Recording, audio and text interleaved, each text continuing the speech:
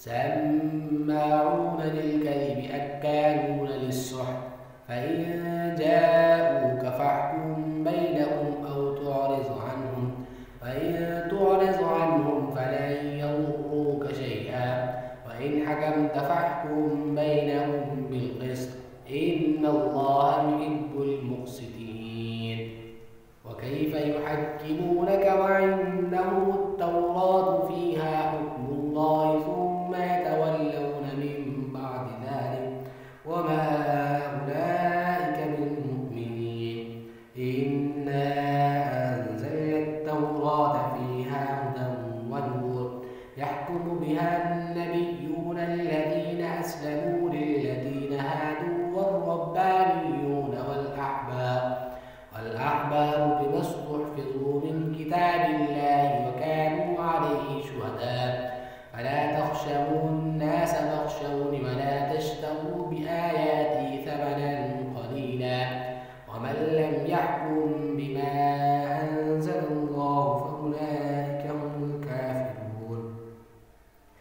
وكتبنا عليهم فيها أن النفس بالنفس والعين بالعين والأنف بالأنف والأذن بالأذن والسن بالسن والجروح قصاص فمن تصدق به فهو كفارة له ومن لم يحكم بما أنزل الله فأولئك هم الظالمون. وقفينا على آثارهم بعيسى ابن مريم مصدقا لما بين يديه من التوراة وآتيناه الإنجيل فيه هدى ونور ومصدقا لما بين يديه من التوراة وهدى وموعظة للمتقين. وليحكم أهل الإنجيل بما أنزل الله فيه ومن لم يحكم بما أنزل الله فأولئك هم الفاسقون.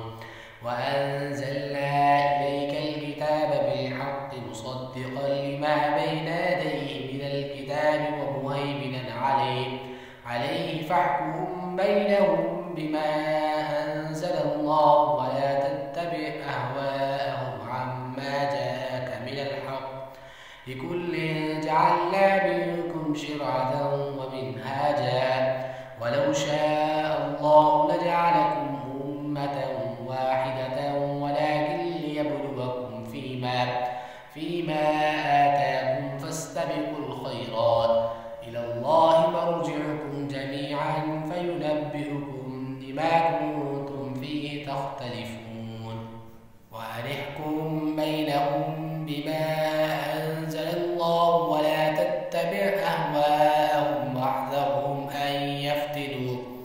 أن يفتنوك عن بعض ما أنزل الله إليك فإن تولوا فاعلم أنما يريد الله أن يصيبهم ببعض ذنوبهم وإن كثيرا من الناس لفاسقون.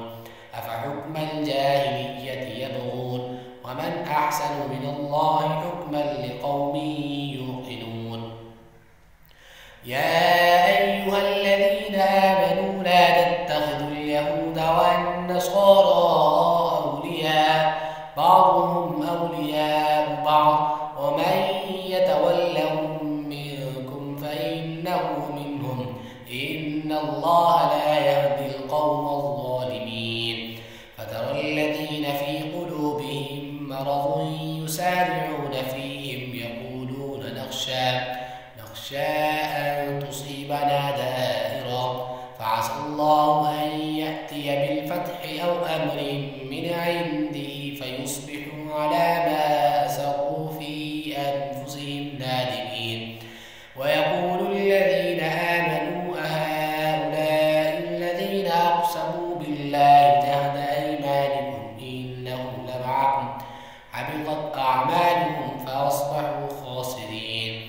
يا أيها الذين آمنوا من يرتد منكم عن دينه فسوف يأتي الله بقوم يحبهم ويحبونه أعزة على المؤمنين